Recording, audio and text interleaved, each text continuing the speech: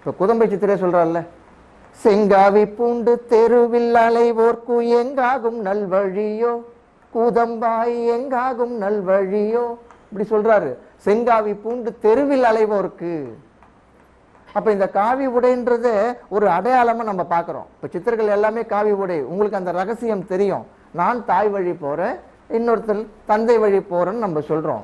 அப்போ இந்த செங்காவின்னு சொல்றது எதை குறிக்குதுன்னு தெரியாம நம்ம பாட்டுன்னு ஒரு காவியை எடுத்து போட்டுக்கணும் அப்படின்னா அதனோட புனிதம் என்ன ஆகிறது? காவின்றது எவ்வளவு ஒரு புனிதமான நிறம் அது.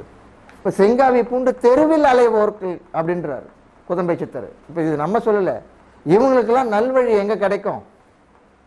வந்ததை தின்னும் விதி வந்தா செத்தன்ற மாதிரி தான் இது நடந்துகிட்டு இருக்கமே தவிர உண்மையை அறியாத வரை இந்த காவிக்கும் வெள்ளைக்கும் தெரியாமையே இங்க செத்து போறது தான் அதிகம்.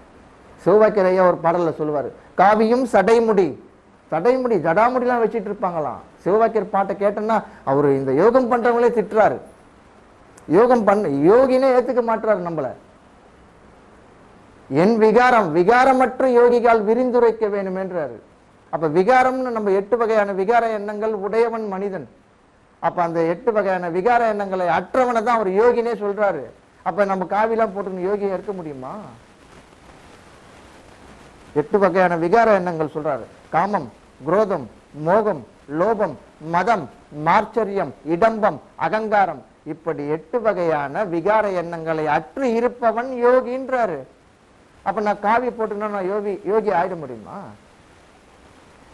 அப்ப இது ஒரு பாடலே சொல்றாரு, காவியும் சடைமுடி கமண்டலங்கள் ஆசனம். நீ ஆசனம் போட்டா கூட யோகி இல்லைன்றாரு.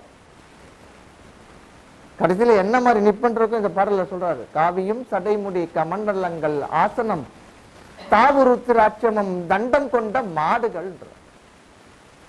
யோக தண்டம் வச்சுட்டு இருப்போம் இல்லையா, தண்டம் கொண்ட மாடுகள். தேவியை அலைய விட்டே தேசமெங்கும் சுற்றியே. புரியுதுங்களா? குடும்பத்தை விட்டு ஏன் போன, இது சூட்சும பரிபாஷை. இது தேவியை அலைய விட்டேன்றது புரியுதுங்களா? ஆனா இங்க பாடல நம்ம கவனிக்கக்கூடியது, தேவியை அலைய விட்டு தேசமெங்கும் சுற்றியே பாவி என்ன வீடெல்லாம் பருக்கை கேட்டு அலைவரேன்றார். கடைசியில அவன் என்ன எதுக்கு போவான்?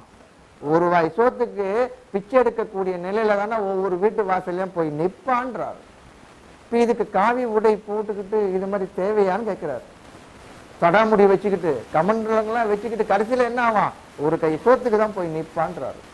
இது ஏன் நீ அங்க போய் தனியா ஓடி போய் பண்ணா, இருக்கிற இடத்துல உனக்கு எல்லாம் கொடுக்குறாங்க, அப்படியே பண்ணிட்டு 1.5 மணி நேரம் இந்த யோகத்தை பண்ணிடான் தான் சித்தர்கள் இந்த வாசி யோகத்தை நமக்கு கொடுத்துருக்காங்க.